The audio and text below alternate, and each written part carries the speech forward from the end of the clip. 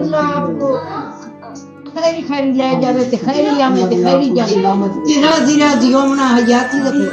जी जी, ये हमारी माजी नसरीन है जो उम्रे पे जा रही है, वहाँ से ये ज़ियारात पे भी जाएंगी, करबला भी जाएंगी, तो बहुत खुश हैं और हम भी बहुत खुश हैं कि हमारी पहली माँ जो है इस तरह से उम्रे पे जा रही हैं।